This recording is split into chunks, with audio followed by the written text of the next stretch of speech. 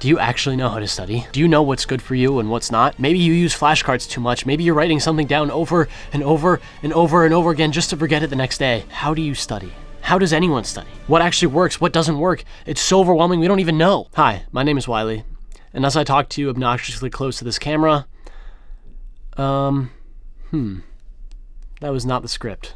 Hi, my name is Wiley. I have a 4.0 GPA here at American University, and in today's video, I'll be sharing a few things that I did all throughout high school and do even now in college that can make you an even better studier. These are strategies that actually are proven scientifically to work for the most amount of people, right? Studying is gonna be different for everybody. It depends on what you're studying, it depends on how you're studying, it depends on who you are. But these strategies have the most impact on the most amount of subjects and people out there, if that makes any sense. Now, I don't have telepathy, so I can't just read your mind here and depict what strategy is best for you. So it's up to you guys to kind of bend what I say to your own, I was gonna say bend to your own will, but that doesn't really make sense. Like bend it to your own studying strategy, like what works for you. So take what I say today with a pinch of salt. First up for me, what I still do today, actually, I'm gonna bring out my notebook right now because I'm literally doing it in the college classes that I'm in now, in the harder college classes that I'm in now, is to create a mind map. And that's something that you do that I'm sure that your teachers have made you do, where you have like a bigger circle in the middle with like the overall subject, and then you have all these like little branches sticking out everywhere with subsections, and then subsections off of those subsections, and then subsections off of those subsections, and you get what I mean. But mind maps can also look like this. It's just a little box. It's a box. I've got my subject here in the top.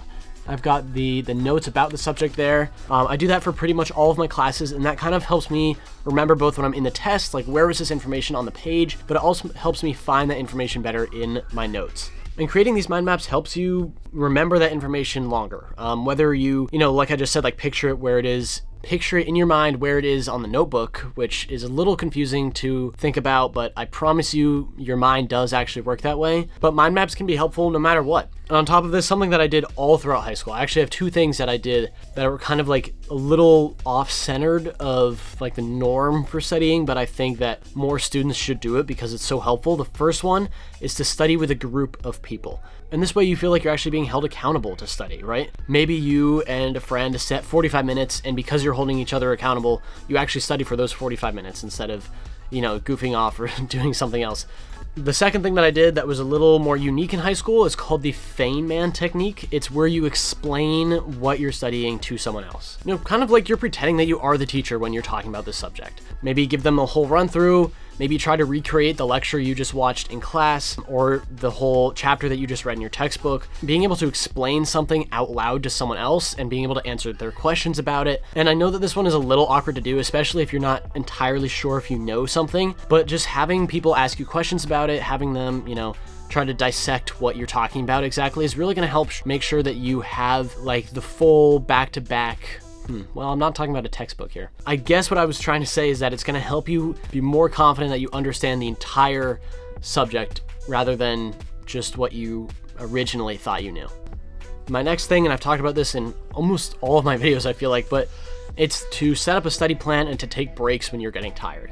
Because studies have shown that having a study plan, outlining different segments of your day, maybe it's 45 minutes a day, maybe it's an hour a day, hour and a half a day, or every other day or something, and then taking breaks in between when you study actually helps you retain information longer, and it makes it easier for you to understand what you're learning. Because your mind isn't being stressed out, it's not being overly tired, and it's giving your mind time to process that information and store it, and it's better for your long-term memory over your short-term memory. And this is also why you shouldn't cram. I'm not going to talk about cramming right now because I talked about it a lot in my last study video, but cramming is really bad. Don't do it. I promise it's only going to hurt you. Don't cram. All right, this next one is something that I did more often in my senior year, especially in AP Psych, which if you haven't taken AP Psych or maybe you're just about to take it, there are so many terms you have to learn. And so I used this next strategy to kind of get myself through that, and it actually worked really well. And that is called active recall. And I see a lot of like active recall everywhere. I'm sure your teachers have talked to you about it. And I see it a lot in YouTube videos, but I can't really stress how important it is to be able to do active recall, because that's literally what you're doing on the test, right? Because when you're studying, you're essentially practicing what you would be doing on the test by participating in that active recall. And if you don't know what active recall is, it's basically where you try to write down as much as you can remember without looking at any resources or notes or anything like that. Because that's what it's going to be like on the test. It's a good simulation of, you know, the real life.